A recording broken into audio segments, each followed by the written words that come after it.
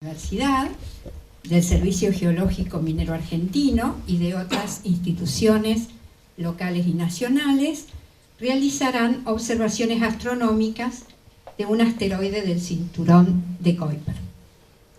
La doctora Adriana Ocampo nació en Barranquilla, Colombia, vivió en Buenos Aires hasta sus 15 años y luego en Pasadena, donde terminó sus estudios secundarios con orientación en geología.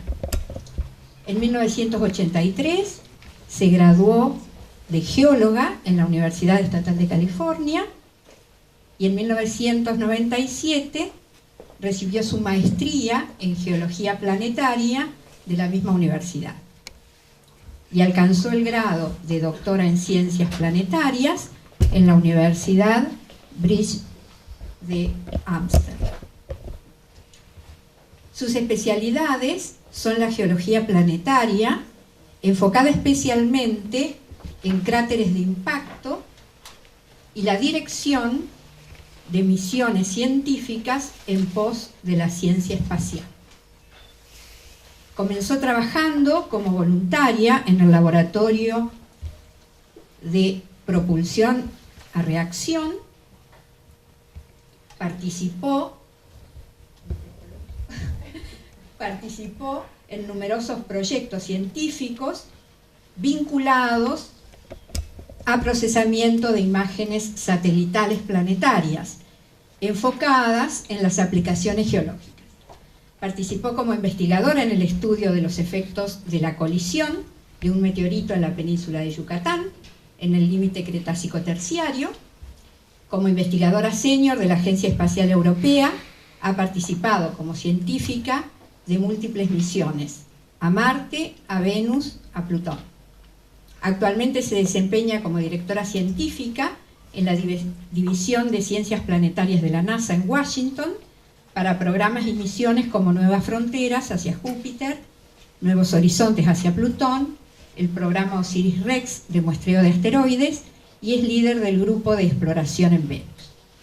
Ha sido premiada por la NASA en 12 ocasiones por sus participaciones como científica y directora de múltiples misiones planetarias, 2 veces por la Agencia Espacial Europea, y ha recibido múltiples premiaciones de diversas organizaciones y gobiernos.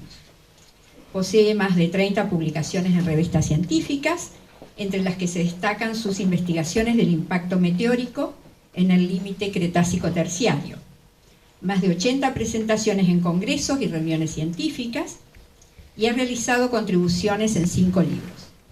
Entre estos se destaca uno de su autoría titulado Desenmascarando la catástrofe Cretácica Terciaria, evidencias desde la flora, la fauna y la geología, publicada por la editorial Springer en 2005. Muchas gracias por la presentación, y realmente para mí es un gran placer. Estoy muy agradecida a la Universidad de Patagonia, a la Secretaría de Ciencia, Tecnología, Secretaría de Minería, por ser realmente nuestros anfitriones para este evento histórico que está tomando lugar aquí en Patagonia. Y para mí es realmente especialmente lindo estar de vuelta aquí en Argentina, que la considero mi tierra. ¿Me pueden escuchar bien atrás? ¿Sí? ¿Sí? Como humanidad. ¿Y por qué estamos aquí en Patagonia también? Así que es realmente, Patagonia nos está brindando una oportunidad extraordinaria que va a quedar registrada en la historia como un evento realmente importante, como espero demostrarles después de la presentación. Bueno, sí, creo que se van a poder mejor ver las diapositivas. Sí, podemos bajar un poquitito la luz. Total, lo más importante es la presentación, no yo. Pero nuevamente, yo soñé estudiar las ciencias espaciales desde que era pequeñita, que soñaba en la terraza de mi casa en Carapachay, en Buenos Aires y tuve la gran fortuna que eventualmente mis padres emigraron a Estados Unidos y empecé a poder darle, ¿no es cierto?, hacer realidad el sueño que venía labrando desde pequeñita aquí en Argentina. Bueno, esta es una imagen increíble de Plutón y después vamos a hablar sobre eso. Pero empecemos, quiero empezar a vernos. Gracias. Les quería entonces describir un poquitito brevemente el programa del cual soy responsable. Yo soy ejecutiva del programa de Nuevas Fronteras. Es un programa que la NASA tiene en la cual se le da la oportunidad a la comunidad científica de proponer ideas para ir a objetivos, a metas muy bien definidas. Y después de hacer una competición de pares muy extensa, la NASA elige a las misiones ganadoras.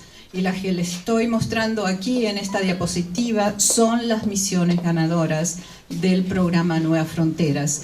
Cada una de esta misión tiene un presupuesto de más de $1.000 millones.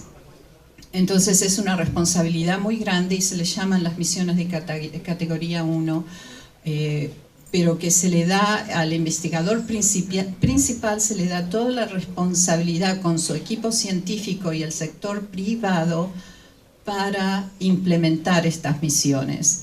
Entonces realmente la familia de NASA es muy amplia, porque no es solamente los 11 centros que la NASA tiene en las diferentes localidades de Estados Unidos, pero involucra a básicamente todas las universidades, todos los institutos de investigación y también todo el sector privado, muchas compañías que son parte de la misión de estas misiones de exploración del espacio profundo. Y la primera es la misión Nuevos Horizontes, es la primera misión del portafolio de Nuevas Fronteras que manejo. Esta misión tuvo, realmente les voy a contar la historia en detalle, pero así que paso a la segunda, que es así, solamente la vamos a ver en breve en esta diapositiva, que se llama Juno.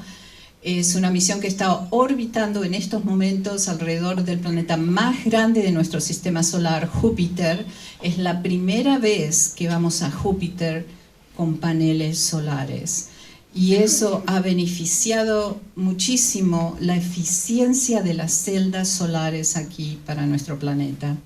Es todo secundario. Sí, si podemos volver a... Ups, no. A la anterior, por favor, no he terminado todavía, gracias. Entonces esa es la misión Juno. Y la última que les quería mencionar es la misión OSIRIS-REx, que es una misión muy interesante, fue lanzada en septiembre del año pasado. Esta misión va a ir al asteroide Bennu, obtener una muestra y retornarla a la Tierra en el año 2023. ¿Y por qué eso es importante? Porque este asteroide no solamente es un asteroide extraordinariamente muy interesante, tiene material orgánico, incluso aminoácidos ya se le han detectado, pero tiene el potencial del cruce con la órbita de nuestro planeta en el próximo siglo. Entonces queremos ir, aprender de sus características de la mecánica de suelos, de sus características para poder, si en caso tengamos que hacer maniobras de, ¿no es cierto?, de mitigación, sepamos lo más que podamos sobre este asteroide.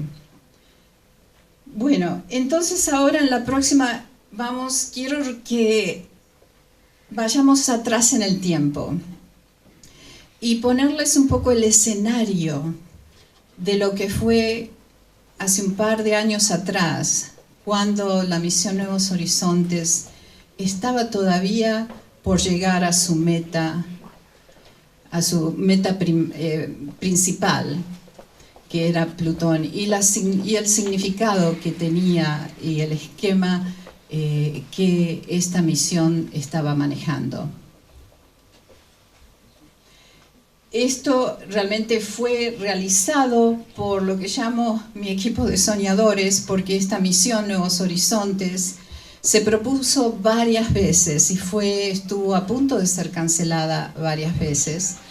Y fue gracias a la persistencia de este equipo, científicos, ingenieros, técnicos, que no desistieron y que hoy en día, pienso, la humanidad se ha beneficiado del conocimiento que fue recaudado y está siendo recaudado por la nave espacial Nuevos Horizontes.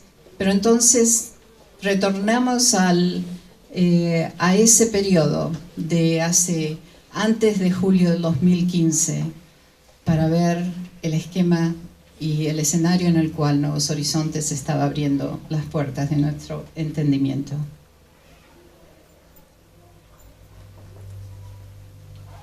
It has been over 3,000 days since we left Earth. We're now almost...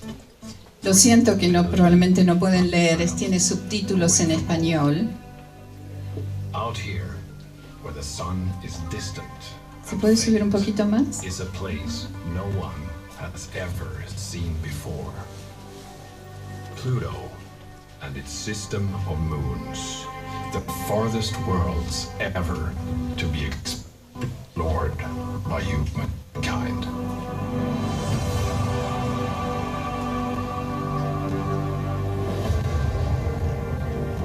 Half a century ago, we began the exploration of all the planets, making ever more distant journeys. Each new world, from Mercury to Neptune, revealed its own startling complexity, character, and unimagined beauty.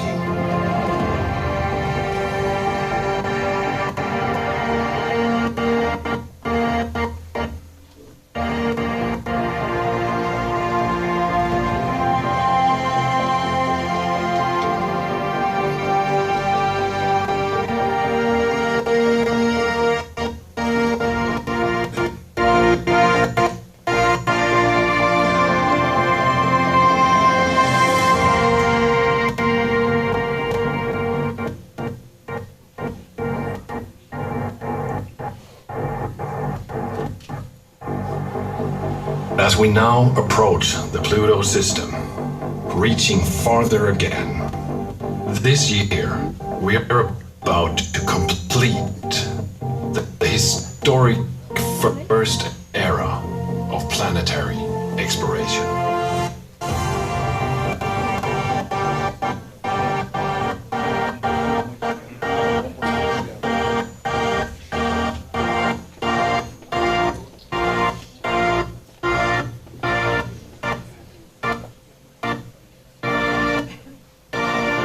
Who knows what wonders await us at these new horizons.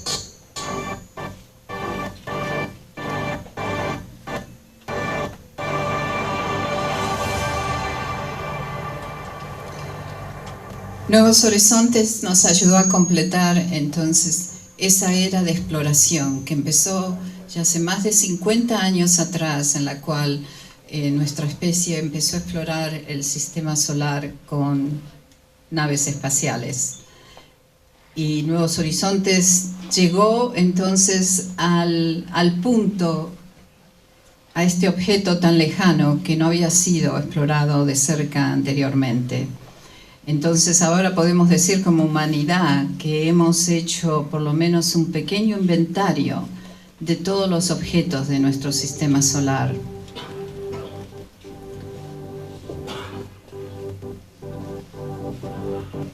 Está bien, creo que la podemos parar, creo que sí, la capacidad. Entonces fue un momento muy, muy especial. Julio 14 del 2015, cuando finalmente se llegó a Plutón después de la nave espacial estar viajando por casi 9 años y medio en el espacio. Y todo empezó con este lanzamiento, enero 19 del 2006. Y les quería compartir ese momento tan emocionante en el cual todo este equipo de soñadores trabajó tantos años para que se diera. 15 seconds. 11, 10, 9, 8, 7, 6, 5, 4, 3, 2, 1. We have ignition and liftoff of NASA's New Horizons spacecraft on a decade-long voyage to visit the planet Pluto and then beyond.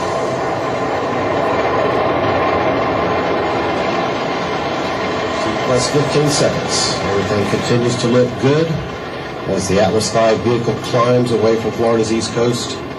The 5 solid rocket strap-on boosters are burning just fine, sending the New Horizons spacecraft on its way to the very edge of our solar system. Esto fue desde Cabo Kennedy. Ustedes pueden ver todo lo que exactamente el momento del lanzamiento. Este es el cohete más grande que en estos momentos tenemos, que es un cohete que se llama Atlas. Tiene 4 pequeños subcohetes alrededor del cohete principal que le ayudan a entonces emitir mayor energía, ¿no es cierto?, para llegar, cuando uno tiene que llegar a lugares tan lejanos como el tenía la meta de llegar. Y es interesante de ver que, bueno, eventualmente ahora van a ver el despliegue de los 5 cohetes. Todavía están subcohetes que están alrededor del cohete principal, el Atlas 551. Se desplazan, estos cohetes caen al océano y son recuperados y reusados. Así que no se reciclan. Y en la puntita del cohete estaba la nave espacial Nuevos Horizontes, que apenas realmente tiene el tamaño de un pequeño piano de cola. Ahí está el despliegue de los 5 cohetes. Lo que le llaman el main stage es el cohete principal. Y entonces ahí está a punto de desplazarse, de despegarse el módulo donde estaba Nuevos Horizontes. Eventualmente ese módulo cónico, que se le llama fairing en inglés, se abre como una flor y ahí expulsa realmente a la nave espacial. Y la eyectó con tanta energía que por eso se dice, ¿no es cierto?, decimos que esta nave espacial es el objeto más rápido que el ser humano ha hecho. ¿Podemos ir a la siguiente? Entonces aquí le presento a la nave espacial, al personaje principal de toda esta historia, que se llama Nuevos Horizontes. Tiene a bordo una carga útil, el instrumento Alicia o Alice y Ralph, que se le dieron los nombres, son espectrómetros en el infrarrojo cercano y el infrarrojo ultravioleta.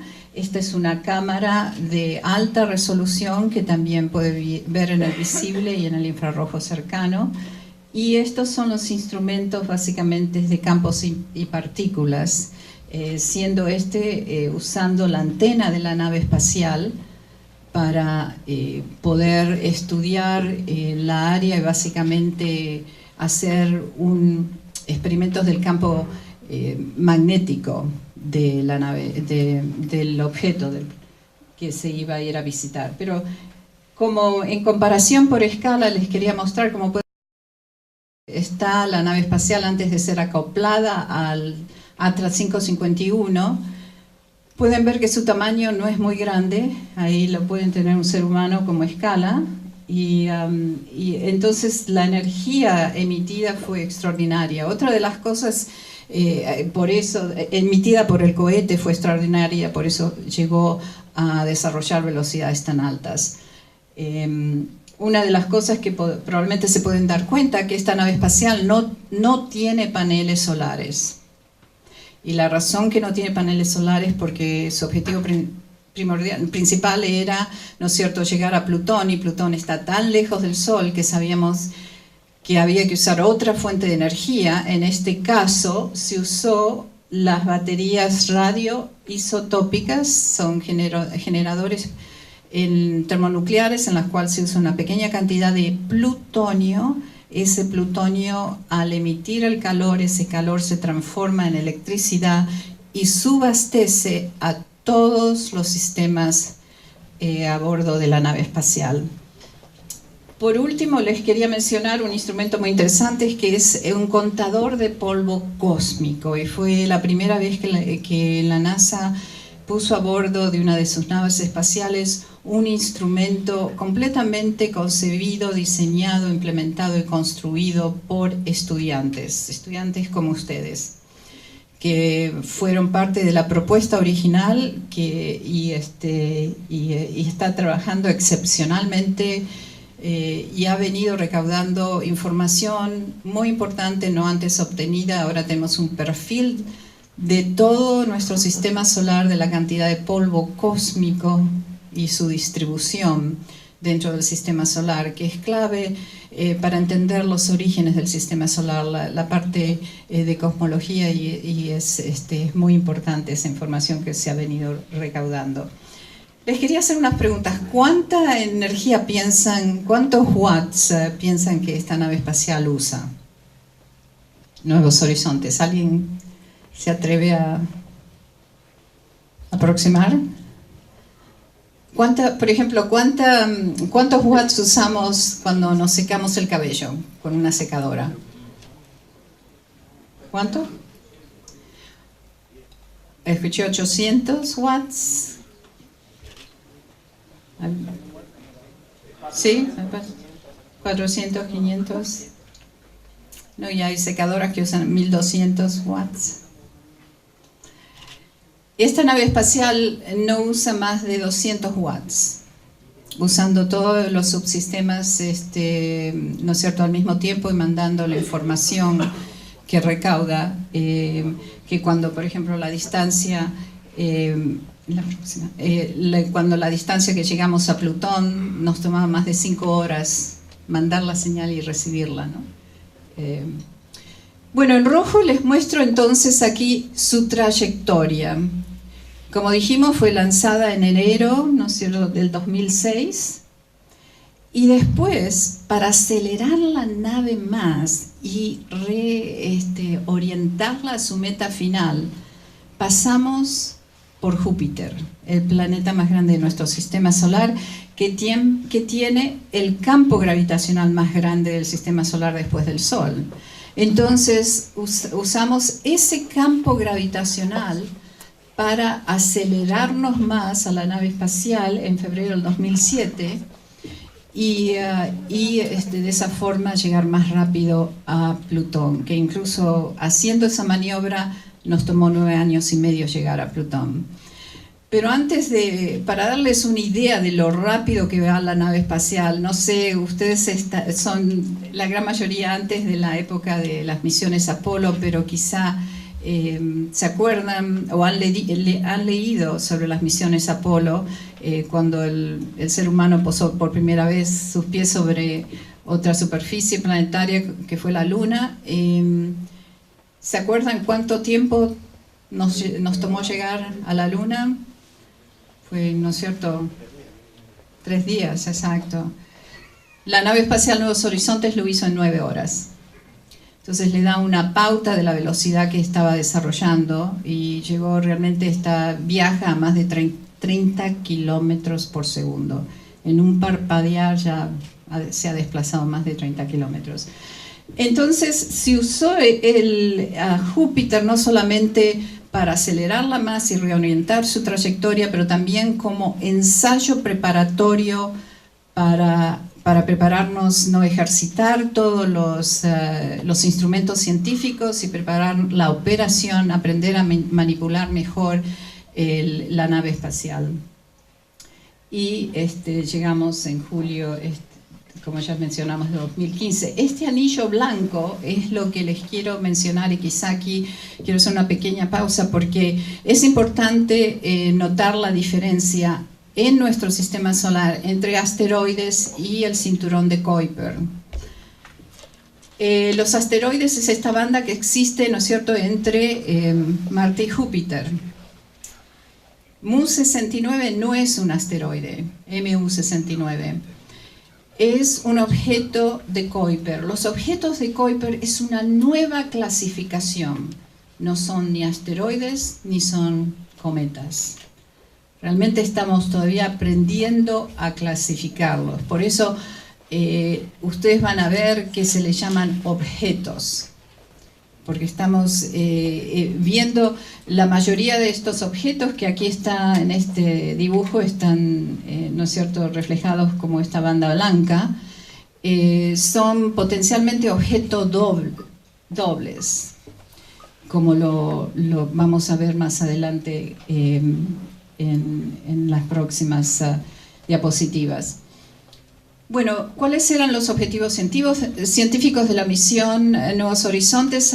Era llegar a Plutón, mapearlo, entender su composición de la superficie de Plutón, de Caronte, la luna más grande de Plutón, también entender su característica básicamente de su atmósfera, de qué estaba compuesta y cómo se iba disipando y escapando las moléculas atmosféricas de Plutón. Y una de las claves fue que queríamos realmente llegar a Plutón durante la época de la primavera en Plutón. Y ahora van a ver por qué. Bueno, ¿qué sabíamos de Plutón? Su superficie sabíamos por observaciones astronómicas, así que se habían hecho no solamente con el telescopio espacial, pero aquí en observatorios terrestres, que su composición era monóxido de carbono, nitrógeno, amónico, amonia, nitrógeno, y esas eran las composiciones que sabíamos. Sabíamos que tenía una luna, que era... potencialmente fue derivada después de un gran impacto durante la formación del sistema solar que impactó a Plutón y desgarró un fragmento que eventualmente empezó a orbitar alrededor de Plutón, como lo vamos a ver, que es exactamente la hipótesis que se llama realmente que entendemos ahora de cómo se formó nuestra luna. Exactamente con ese mismo proceso es lo que pensamos que había pasado en Plutón, que potencialmente tenía un núcleo. ¿Cuántos geólogos hay en la audiencia? No quiero levantar la mano, tienen vergüenza. Ok, para saber bueno, la terminología, pero ¿no es cierto? Los núcleos y la corteza se pensaba que había sido diferenciado, ¿no es cierto? Y es Caronte. Y entonces eso es lo que sabíamos que un año en Plutón tomaba 246 años terrestres, o sea que le toma dar la vuelta al Sol, y por eso es lo que le mencionaba que era importante lanzarse enero 19 del 2006 para que lleguemos 10 años después, casi 10 años después, cuando Plutón estaba en la estación primaveral y que rotaba de oeste a este.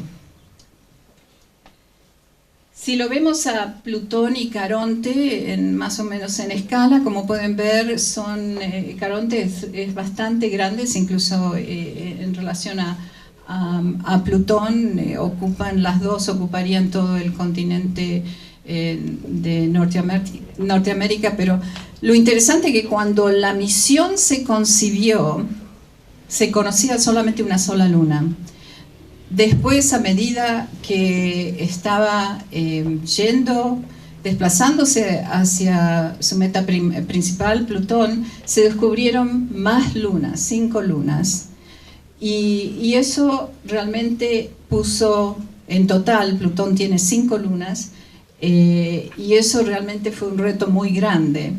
Porque aquí en esta básicamente línea de tiempo del encuentro de Plutón, como pueden ver estas líneas azules, tuvimos que desarrollar 5 planes alternos, ¿no? Planes alternos, plan B, C, D.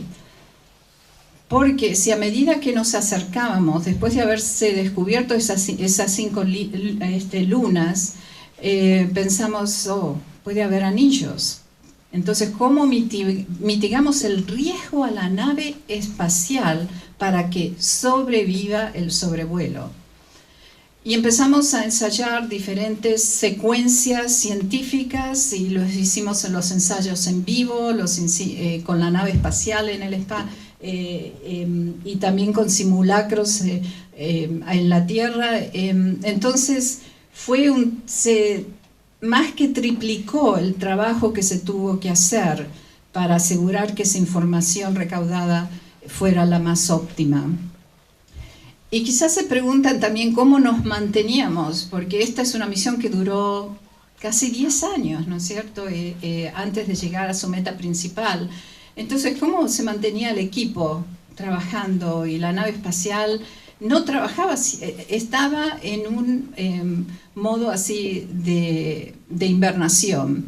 Y la nave llamaba a casa, básicamente nos mandaba un mensajito todos los lunes por la mañana, y que lo sigue haciendo, y así sabemos si todos sus subsistemas están nominales.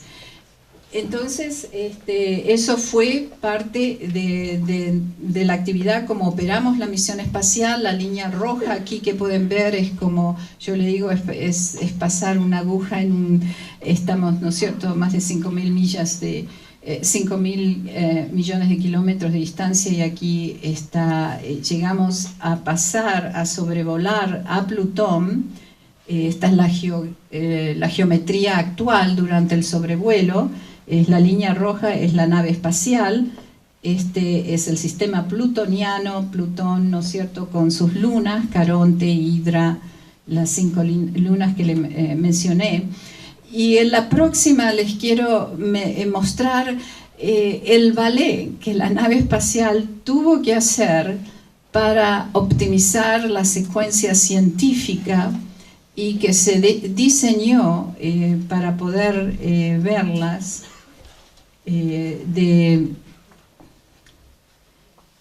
Sí, no ha bajado.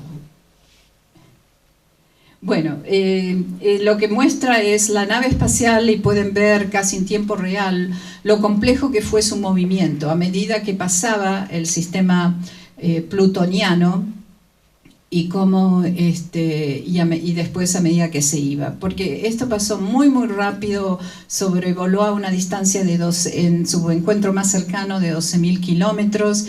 Estaba viajando ahí y fuimos un poquitito más lento, ¿no es cierto?, como a 25 kilómetros por segundo, pero nuevamente era el sobrevuelo fue muy rápido, y la nave espacial no podía llegar a orbitarlo porque iba a tan altas velocidades, ¿no? Y por eso es que fue todo un sobrevuelo.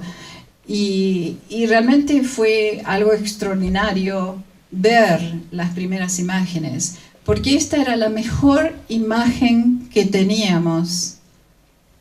Julio 13 del 2015, aunque la humanidad tenía de Plutón. Y como pueden ver, fue tomada por el telescopio espacial, que no se podía discernir mucho, ¿no? Lugares más blancos, que los astrónomos le llaman el albedo, cuando refleja la cantidad de luz solar que una superficie planetaria refleja, y había lugares más claros, más oscuros. Pero ahora les quiero entonces presentar al nuevo Plutón. Pudimos, realmente todos nos quedamos, y no sé si cuántos de ustedes pudieron seguirlo, la información, el encuentro por intermedio de las computadoras o de la página web. ¿Algunos llegaron a ver eso? No sé. ¿Quién vio esta imagen por el internet? Julio 14, ¿no? O julio 15, sí, algunos por ahí, sí. Y realmente fue extraordinario. Para mí fue, Plutón el corazoncito nos recibió con amor, ¿no? y fue una sorpresa, porque estábamos todos ahí realmente en la pantalla viendo las imágenes, la información, mucho más complejo de lo que esperábamos. Se pudo poder verificar su diámetro, porque no teníamos realmente el diámetro de Plutón bien cuantificado. Ahora, después del sobrevuelo, sí lo pudimos cuantificar más. Y la serie de imágenes que les voy a presentar es realmente son con nombres informales que el equipo científico, ¿no es cierto?, que nosotros el equipo le tuvimos que dar para empezar a referirnos a los diferentes terrenos, pero todavía no han sido aprobados por la Unión Astronómica Internacional. Estamos todavía en ese proceso. Y este es lo que yo le llamo un retrato familiar de Plutón. Aquí lo tienen a Plutón y Caronte. ¿Y qué pueden ver en eso? ¿No les parece interesante la brillantez? Cómo Plutón parece reflejar más luz que Caronte, ¿no? Caronte parece más pálido, más tenue. Y no fue porque fue manipulado. Estas son las imágenes reales sin ser manipuladas por computadora. Efectivamente, su albedo, su reflexión de la superficie de la luz solar es diferente, y eso también nos da una información interesante sobre el origen de Plutón y Caronte. Aquí lo podemos ver nuevamente en mayor detalle. Y otra de las cosas que inmediatamente nos llamó la atención son estas manchas rojas, y que también se pueden ver en el polo norte de Caronte. Y vamos a pasar a hablar de todo eso en unos minutos. Bueno, hablamos de la composición que sabíamos que íbamos a esperar de encontrar en Plutón. Y aquí pueden ver estos mapas y su distribución sobre la composición de su superficie, monóxido de carbono. Esta área se le llama Sputnik Regio, informalmente nuevamente, y este Tombaugh Regio aquí. Entonces, Sputnik Regio, como pueden ver, tiene una alta concentración de monóxido de carbono y también de nitrógeno, y la distribución del amoníaco, que es mucho más pareja casi en todo, hay mayor abundancia de amoníaco y nitrógeno. Pero la gran sorpresa fue lo que vamos a ver en la próxima diapositiva, fue la cantidad de agua que se encontró. Agua en forma de hielo, y no solamente, como pueden ver, no está distribuida por todo el pequeño planeta. Está concentrada en esta zona, en cierta forma ecuatorial. Aquí está el corazoncito, todo oscuro, no tiene agua. Y estas son áreas montañosas. Y una de las cosas que es muy interesante ver también, si aquí comparamos la cantidad de concentración de agua. Este mapa, cuanto más azul, hay más hielo de agua. Y eso fue algo muy, muy interesante de encontrar, que no realmente esperábamos en estas altas cantidades de abundancias. Como punto de referencia, quiero que recuerden que las temperaturas en la superficie de Plutón, y aquí estas son temperaturas primaverales, ¿no? Tienen menos 233 grados centígrados aproximadamente. Bueno, este es un mapa mundi de Plutón, las regiones. Aquí lo que más que todo les quería mostrar, los geólogos planetarios usamos a los cráteres de impacto como para hacer cronología relativa, o sea que podemos diferenciar entre diferentes terrenos en un planeta, en una superficie planetaria, y de esa forma ver qué terrenos son más antiguos que otros. Cuanto más cráteres de impacto, o sea, en esta diapositiva, en el mapa mundi, pueden ver más puntos amarillos, cada uno de ellos es un cráter de impacto, es una superficie más antigua. Y esta es la área donde la alta concentración también de hielo que vimos en las diapositivas anteriores, ¿no? Que se les llama Chuklu. Este es Sputnik Planum, Tombaugh Regio. Y lo interesante fue que básicamente que la superficie fue correlacionada con la edad que se esperaba de más de 4.500 millones de años, ¿no? Entonces dio con la datación de la cantidad de cráteres de impactos que se encontró. Bueno, entonces la área que les mencioné, aquí nuevamente el corazoncito está, ¿no? Sputnik Ridge y Tombo Plains aquí, las planicies de Tombo y la región de Sputnik. Y esta es la área donde está la alta concentración de agua en forma de hielo, pero también ¿qué vemos? Vemos material rojizo. Este material es muy interesante porque está correlacionada también con la área de mayor cantidad de cráteres de impacto, o sea que es la región más antigua que pudimos llegar a ver en Plutón. Y, o sea que cuanto más antiguo hay más cantidad, este material rojo es un material muy interesante que se le llaman tolinos. Y estos tolinos es material básicamente orgánico. Eso fue también algo muy interesante que no esperábamos encontrar. Esta alta cantidad, ¿de dónde se origina todo este material orgánico? Y hay varias hipótesis también que viene estudiando el equipo. La parte de la región de Tombo, que es más joven, es más clara, ¿no? O sea que todo el corazoncito es una región mucho más joven y la vamos a ver de cerca y van a ver su superficie. Bueno, aquí les presento el retrato familiar más cercano de Plutón y sus lunas.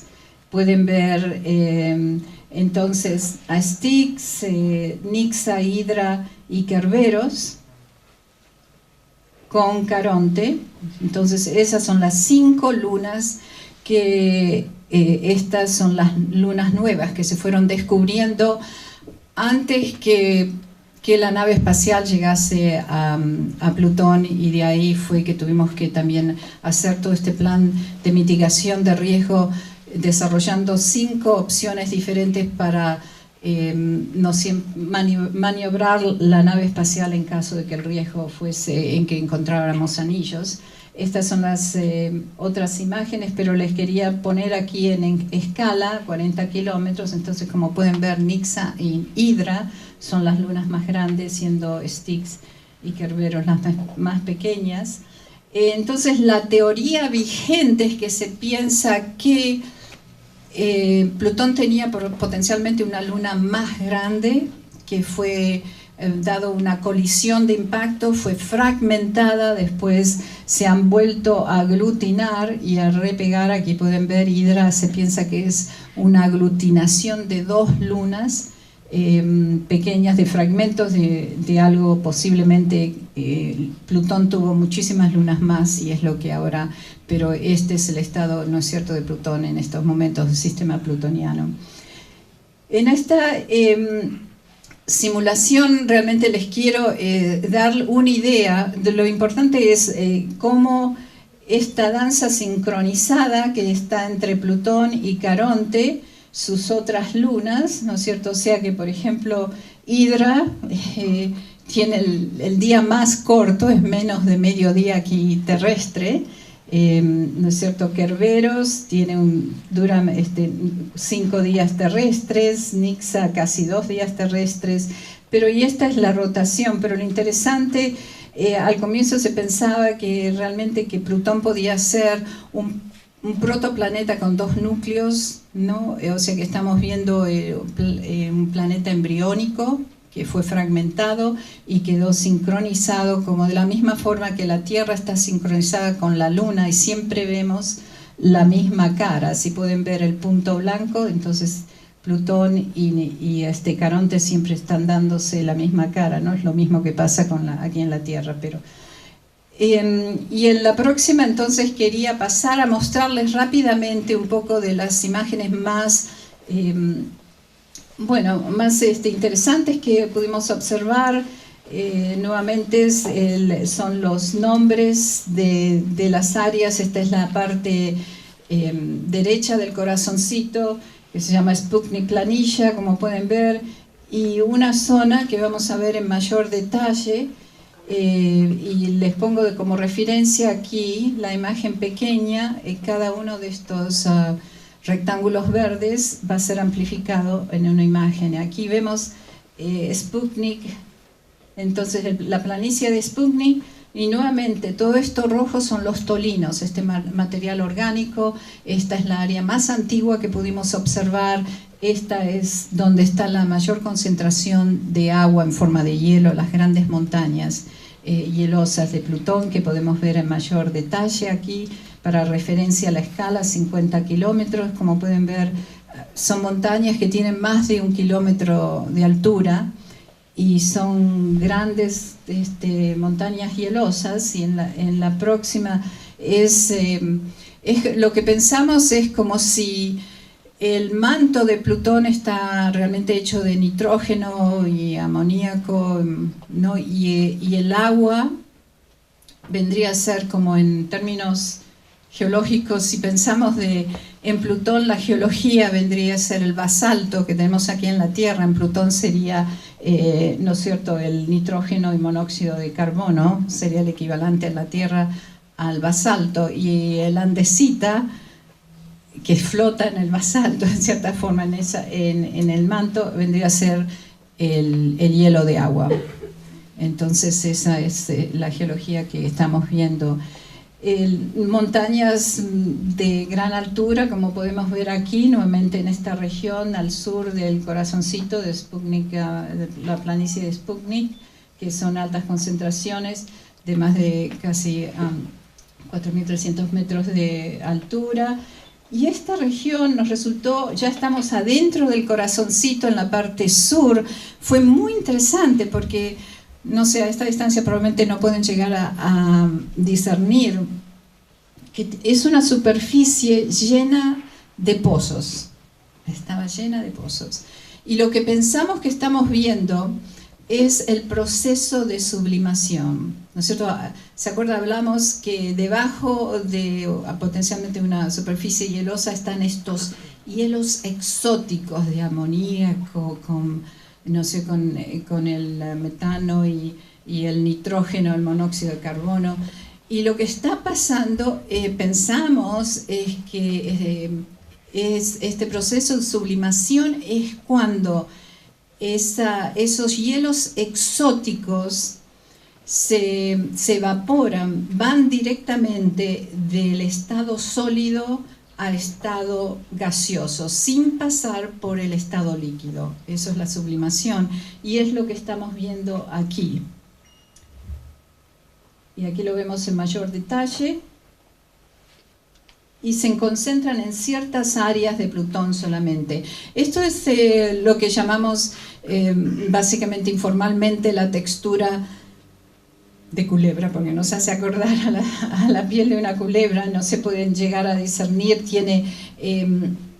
pero parecen como dunas en paralelo que están altamente correlacionadas, y nos está dando la pauta que Plutón tiene una atmósfera activa. Y lo más interesante que ahí no terminó. Estamos viendo más información a medida que era siendo recaudada, y empezamos a ver cambios de una imagen a la otra. O sea que empezamos a ver flujos glaciales, que su superficie estaba en movimiento. Estamos viendo a un pequeño planeta activo, no lo que pensamos que Plutón era un planeta muerto. Y aquí pueden ver como una gran cráter de impacto que ha sido llenado por estos hielos exóticos, y en la cual pudimos observar movimiento de imagen a imagen. Después, dentro de esta región de Sputnik Planicia, encontramos estos hielos poligonales, superficies, que quizá ustedes las ven aquí en Comodoro cuando se congela, se llega a congelar, no sé, el océano, o si van más al sur, hacia Antártida, se forman estas superficies poligonales. Pero lo importante de todo esto es el modelo de cómo se forman, es que hay variaciones de temperaturas entre estos hielos exóticos que están causando la formación, este tipo de textura, y que nos está dando la pauta que abajo de estos hielos exóticos hay potencialmente océanos. Entonces vemos el flujo glacial, e incluso en la última conferencia directamente ya el equipo científico se propuso que Plutón ya puede pasar a ser parte del grupo de planetas y planetas menores que tienen océanos. Como sabemos, incluso Europa, una de las lunas de Júpiter, que también los tiene.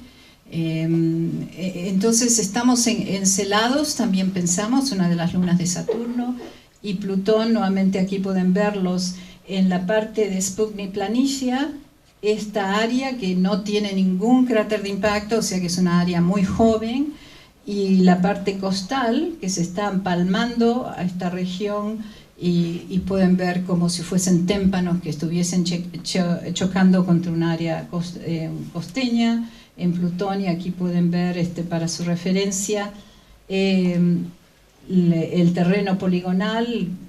Como pueden ver aquí, la barra es 32 kilómetros, o sea que varían de 30 y tantos, 20 a 100 kilómetros de tamaño cada uno de estos polígonos, ¿no?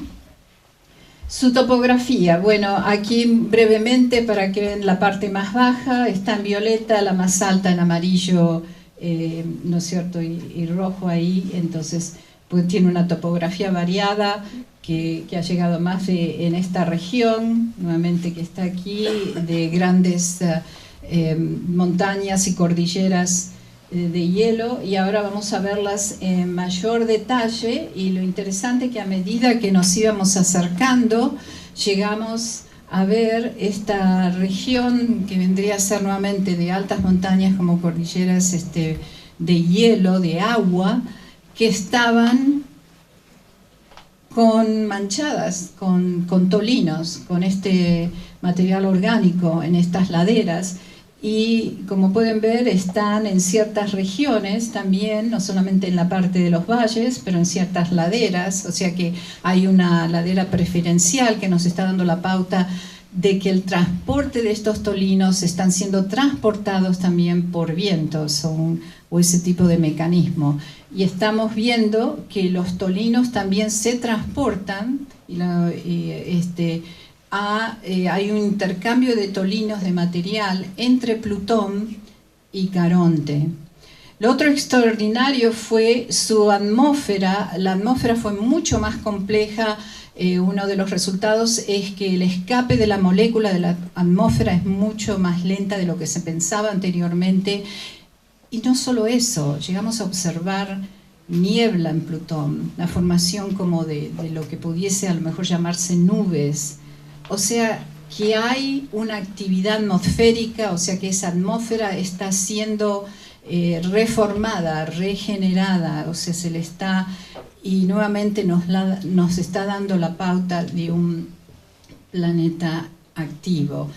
Aquí en Caronte, aunque sea, les quería mostrar una de las imágenes, tenemos muchísimos más, pero dado el poco, así no quería llegar a otro punto dentro de la charla, pero lo importante en el Polo Norte, nuevamente esta concentración de tolinos y el intercambio que está ocurriendo entre Caronte y Plutón, y no sabemos dónde se originan, si se originan en Plutón y están siendo transportados a Caronte, o de Caronte vienen a Plutón. Y ese proceso es una de las áreas que queremos estudiar. También podían ver un valle que lo cortaba de lado a lado a Caronte, o sea que tiene una topografía compleja, también tiene cráteres de impacto, pero no es tan, al ser más pequeño, no es tan complejo como lo que vemos en Plutón, porque en cierta forma en Plutón podemos hablar ya casi de pseudotectonismo y y volcanismo congelado. También vimos evidencias de eso. Entonces, en cierta forma, para mí, lo más importante de resultados de la misión Nuevos Horizontes hasta este momento es que nos clarificó nuestro esquema del sistema solar. Si vemos un diagrama de la masa versus la distancia, siempre vemos que los planetas terrestres, como lo que es, ¿no es cierto?, la Tierra, Marte, Mercurio, Venus, estaban agrupados aquí. Los gaseosos, ¿no?, Neptuno, Urano, Júpiter, Saturno, aquí. Pero Plutón nunca cabía en ninguna de esas dos clasificaciones, siempre era el que no entraba. Y cuando yo fui a la escuela, ¿no?, me enseñaron 9 planetas, nuestro sistema solar, pero eso ya la vista antigua. Ahora les quiero presentar el nuevo sistema solar. Nuestro sistema solar, gracias a la información recaudada con Nuevos Horizontes, es muchísimo más complejo, más rico de lo que antes nos imaginábamos. En el cinturón de Kuiper hay objetos como Plutón, casi del mismo tamaño como lo que es Eris, Makemake, Sedna. Son pequeños mundos. Y estos realmente nos ha abierto, estos mundos nos ha abierto un nuevo esquema a lo que es nuestro sistema solar. Antes pensábamos que Plutón era el final del sistema solar y realmente es el punto medio.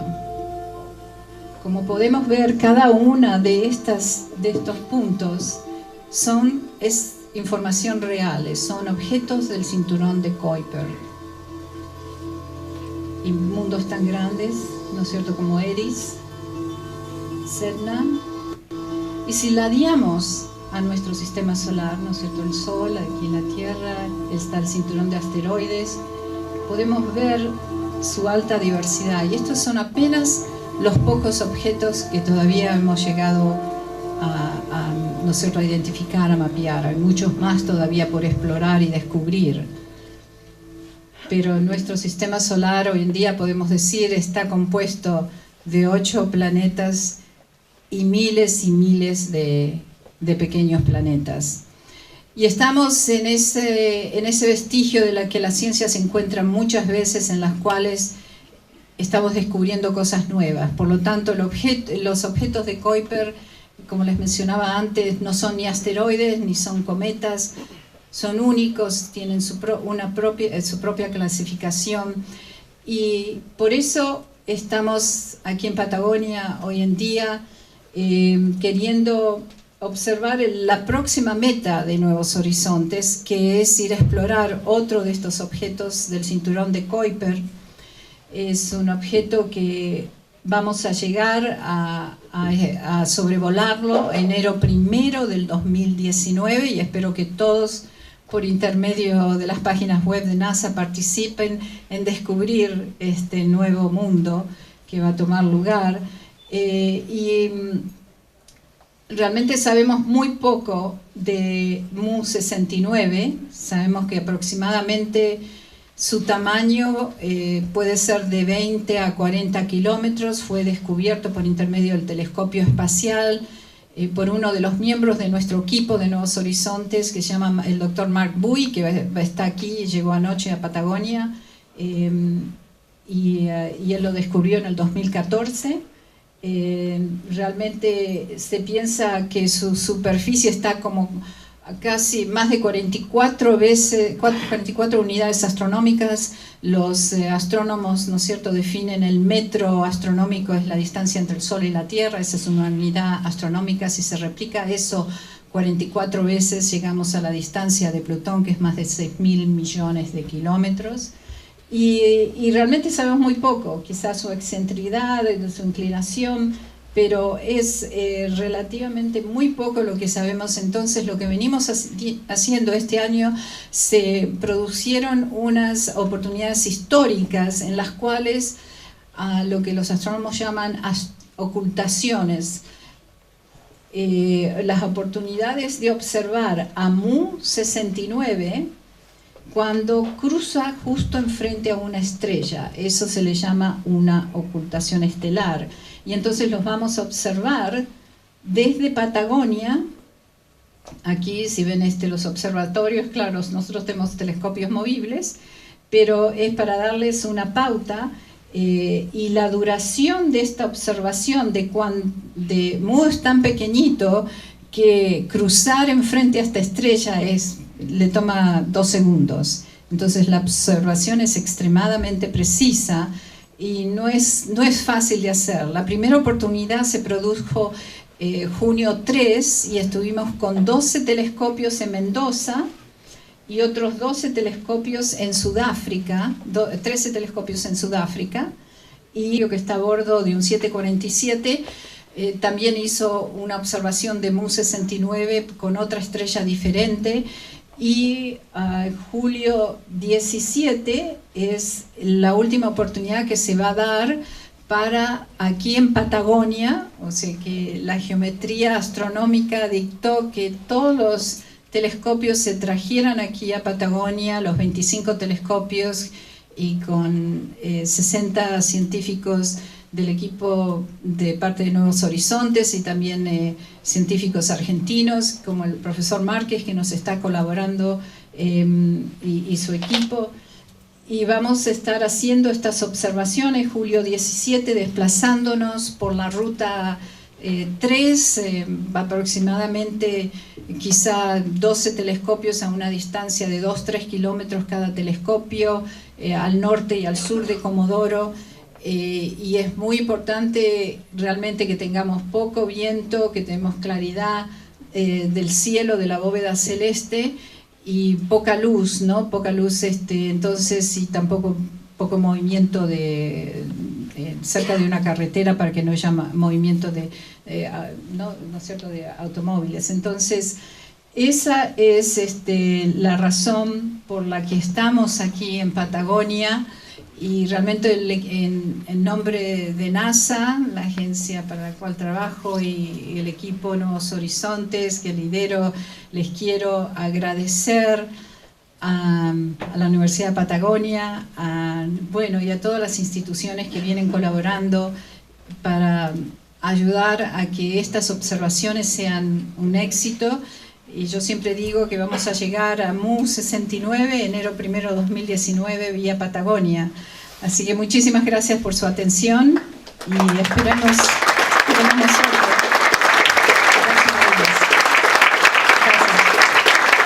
¿Puede hablar un poquito más de las baterías de la nave?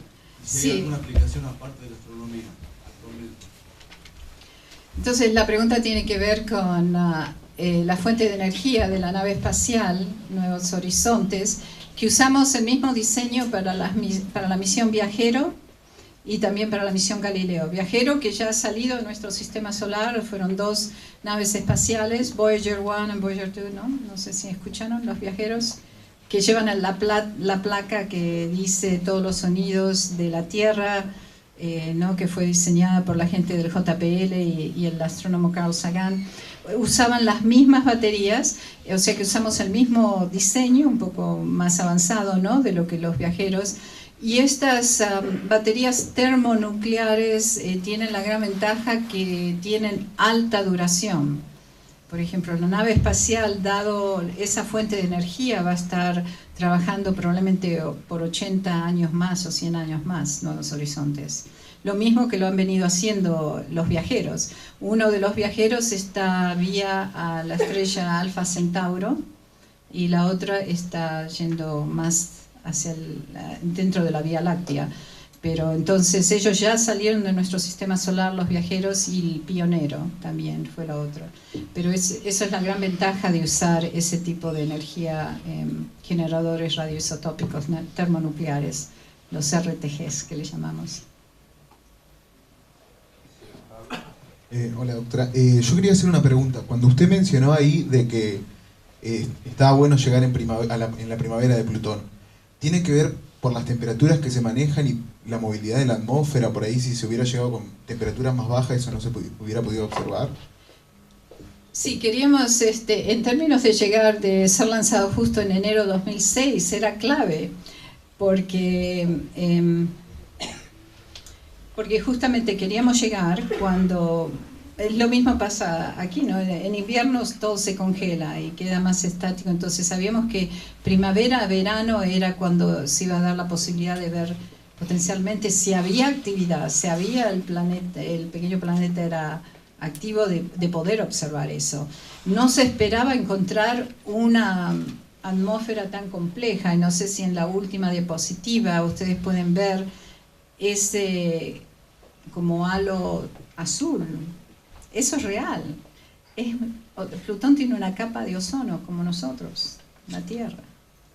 O sea que toda esa complejidad era clave si se estimaba que existiese.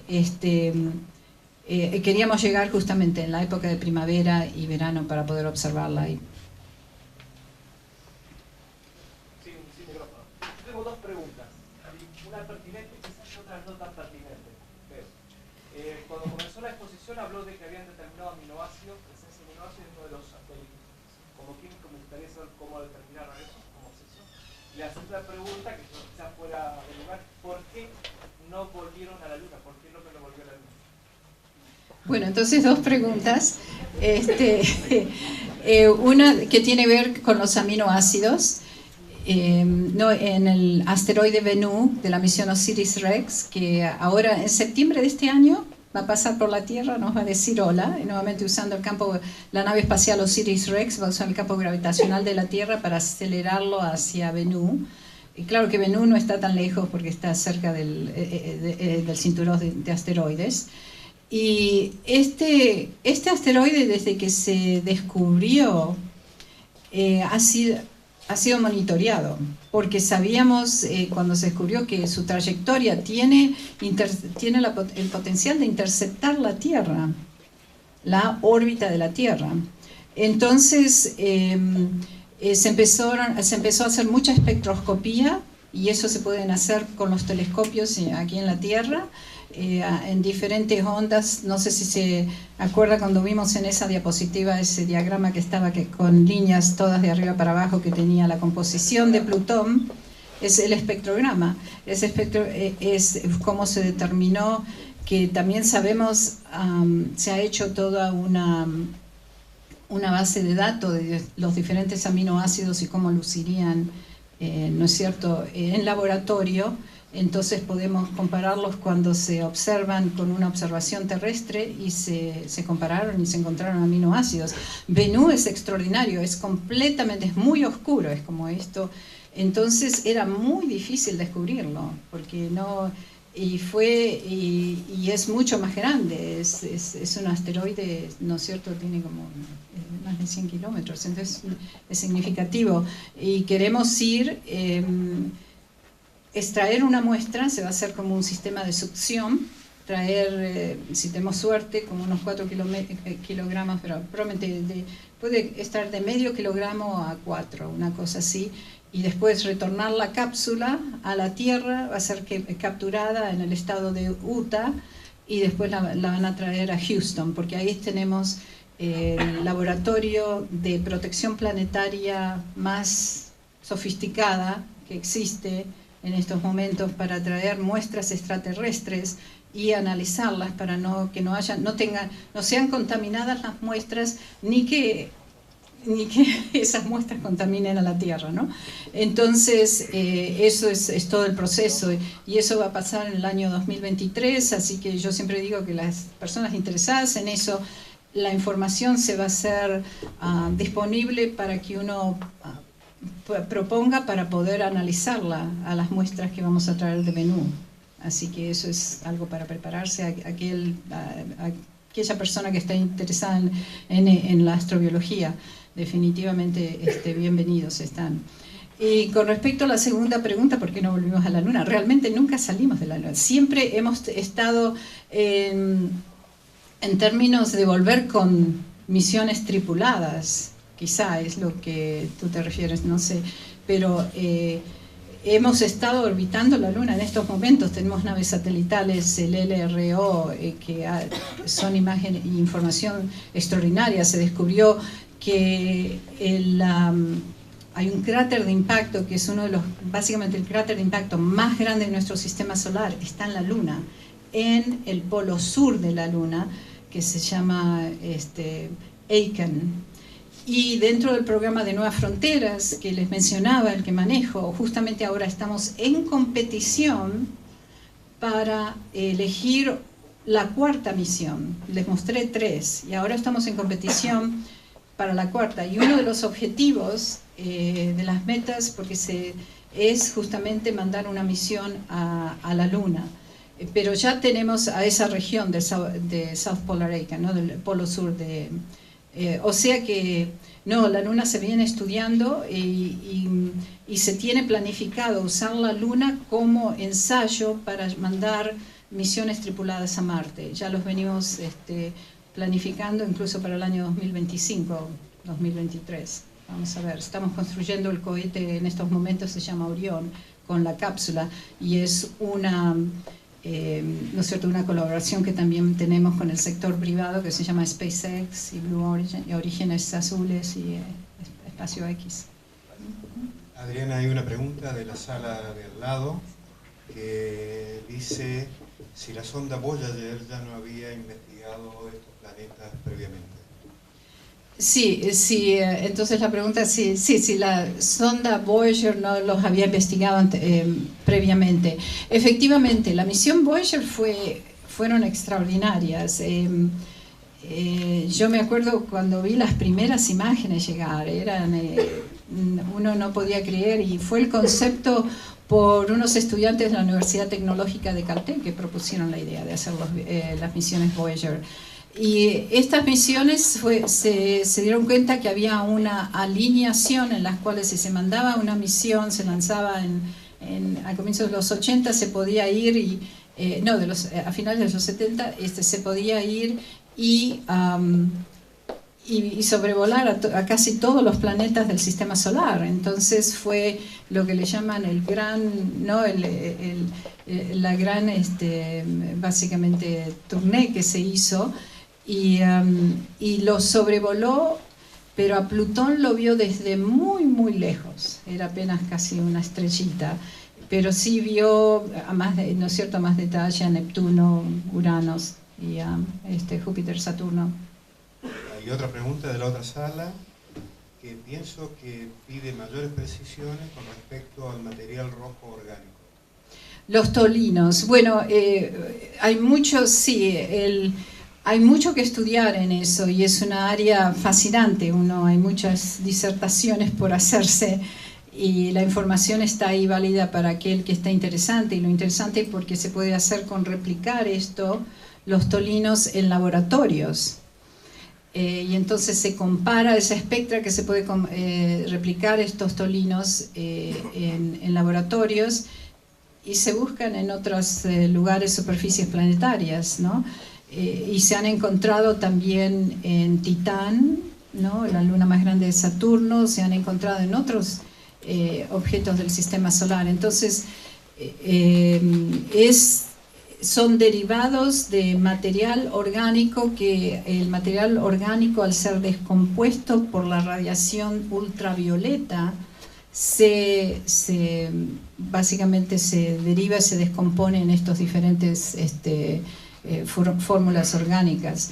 Pero hay toda una área, si uno pone tolinos, hay muchísima información y trabajos para investigar en esa área, sí. Muy buena su presentación. Gracias. Mi pregunta estaba en base, si no escuché bien, también en proyecto de mitigación. ¿Está referido a algún tipo de desviación con respecto al asteroide, algún plan, si llega a ingresar cerca de... No le escuché. ¿El proceso de investigación? Comentó algún tipo de proceso de mitigación. ¿En qué consiste? Sí, gracias. Entonces la pregunta tiene que ver el proceso de mitigación de potencialmente un asteroide que pudiese impactar nuestro planeta. Y para mí esto es algo muy importante, porque justamente mi tesis doctoral la hice en el cráter de impacto de Chicxulub. O sea que esto no es si va a pasar, sino es cuándo va a pasar. Definitivamente es algo que es importante estudiar y prepararse. Y la misión Osiris-Rex va a ser específicamente de ir a este asteroide Bennu y estudiarlo, porque ya sabemos que tiene ese potencial. Hay objetos que ya hay una comunidad. En la NASA tenemos lo que se llama un oficial de defensa planetaria. Y justamente se encarga de eso, y hay toda una red mundial en caso en que se hacen ensayos. El último se hizo desde Japón, en que potencialmente se hace el escenario de que si un asteroide está por impactar, cómo el planeta se prepararía para la mitigación. Pero lo que recientemente se aprobó fue una misión en el cual ya se está desarrollando el concepto, y el Congreso de Estados Unidos está dando el financiamiento para seguir adelante, que se llama DART, D-A-R-T. Y esa es específicamente diseñada para ir a un asteroide y hacer el ejercicio en real, mitigar y empujarlo, ¿no? Se va a ir un asteroide lejos en el cinturón de asteroides y hacer entonces hacer ese proceso, porque lo que queremos no es como Armageddon y toda la película, que uno ir y explotar. No, porque si uno los explota es peor, tenés un montón de fragmentos después. Entonces pero en el espacio es mucho más fácil como darles un empujoncito y desviarlos. Y eso es lo que se está desarrollando, esa tecnología en la misión DART va a ser exactamente eso. Se pone como motores de eyección, se le pueden penetrar y se les da un empujoncito. Y también hay otro proceso que recién se descubrió a raíz de la misión Osiris-Rex, que se llama el efecto de Bernatsky. Lo que pasa es que en un asteroide, dado su tonalidad de su superficie, cuanto más oscura, más luz solar absorbe, se calienta más y emite esa energía en forma de calor, ¿no? Se disipa el espacio, y eso actúa como una pequeña propulsión. Entonces el efecto de Bernoulli es muy sutil, pero hemos aprendido que es muy importante en cómo varía la trayectoria, la órbita de un asteroide.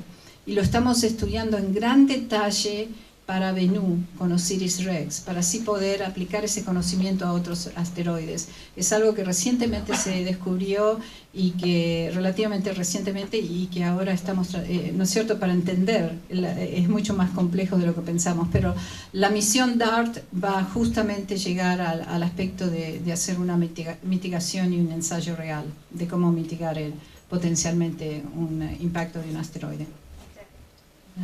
Bueno, Adriana, como geólogo debo hacer una pregunta.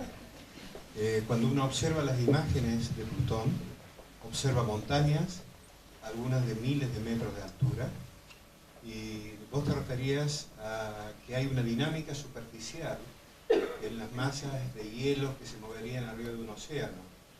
El hecho de que haya estas montañas tan elevadas, ¿implica una dinámica interna o es un producto de un impacto meteórico?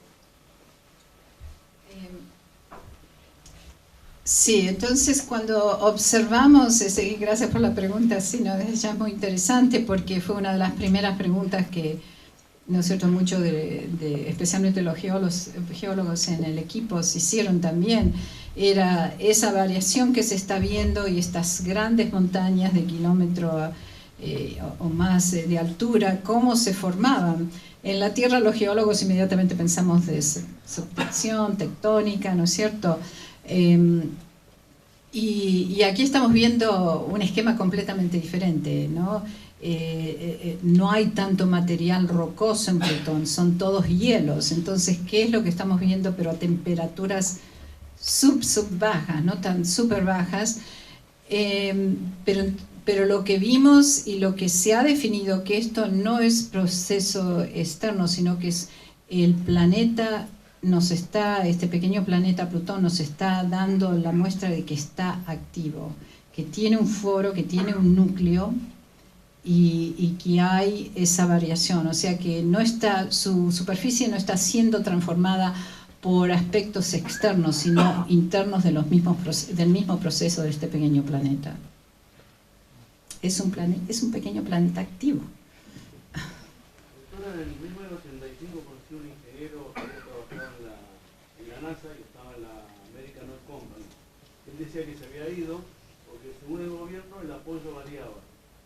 Y viendo la serie Genius de Einstein, él tuvo que esperar que terminara la guerra y se perdía un eclipse. ¿Cómo está eso ahora? ¿Qué se mantiene?